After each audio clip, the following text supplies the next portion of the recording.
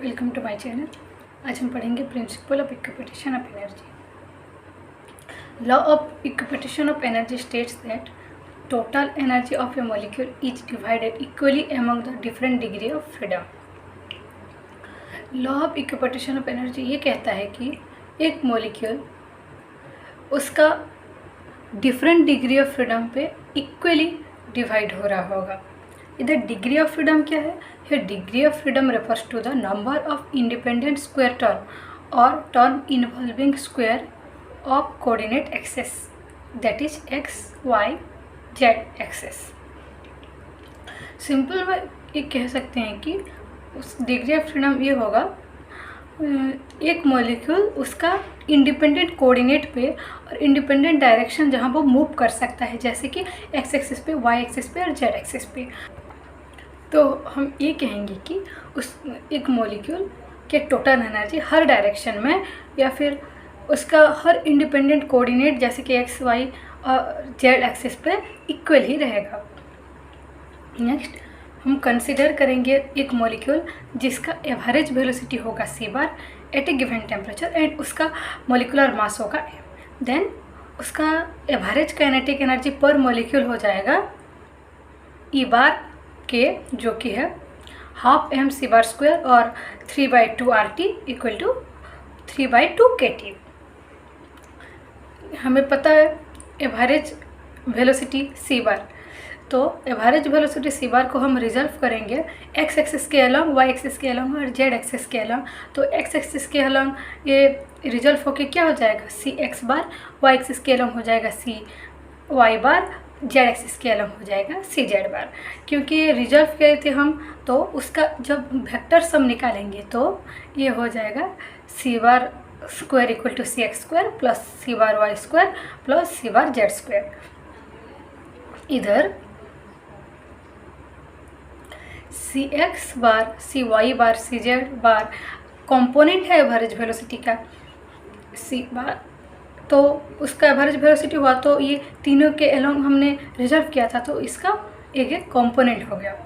Then हम 1/2m और half both side पे मल्टीप्लाई करेंगे,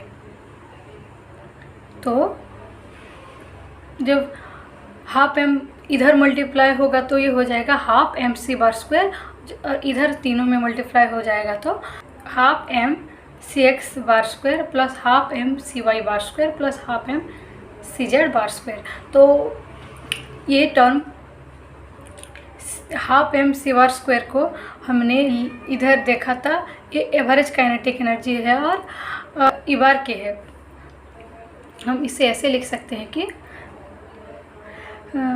half M C bar square को average kinetic energy equal to half M C X bar square को X axis के along average kinetic energy plus ये half M C bar Y square को Y axis के along average kinetic energy half M C Z bar square को Z axis के along average kinetic energy. तो हम average kinetic energy equal to लिखेंगे axis के along average kinetic energy plus Y axis के along average kinetic energy plus Z axis के along average kinetic energy.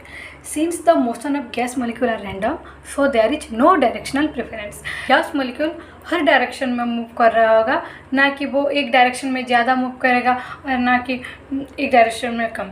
ये हर direction में move कर रहा, तो हम इसे प्रेफरेंस नहीं दे सकते, इसलिए वो हर डायरेक्शन में सेम मूव कर रहा होगा कह सकते हैं। तो इसे हम कह सकते हैं कि सी एक्स बार स्क्वायर इक्वल होगा सी वाई बार स्क्वायर इक्वल होगा सी जेड बार स्क्वायर, क्योंकि ये तीनों डायरेक्शन के अलग सेम ही मूव कर रहा होगा। तो ये अगर सेम हुआ तो उनके जो हम मल्टीप्लाई किए होंगे half M C X bar square equal हो जाएगा half M C Y bar square equal हो जाएगा half M C Z square.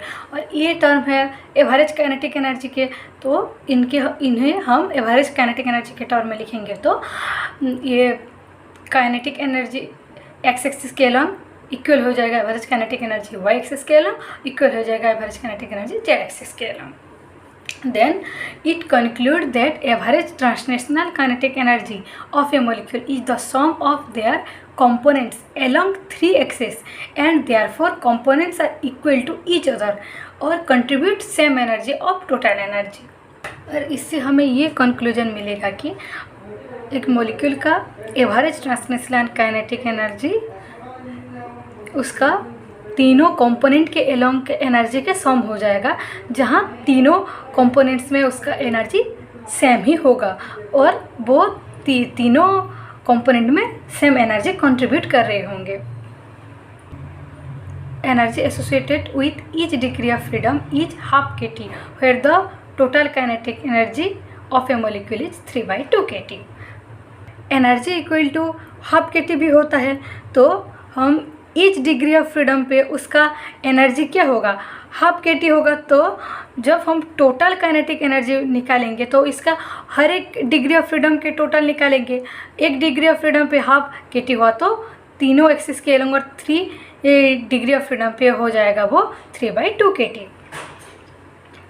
एक एक्सिस के एलोंग उसका एनर्जी हुआ हाफ kT, तो तीनों के एलोंग निकालेंगे तो एक्स एक्सिस के along kinetic energy plus Y axis के along kinetic energy plus Z axis के एलोंग काइनेटिक एनर्जी जो कि है 3/2 kT और उसका टोटल काइनेटिक एनर्जी। इधर के है बोल्ट्जमैन कांस्टेंट एंड टी है एब्सोल्यूट टेम्परेचर।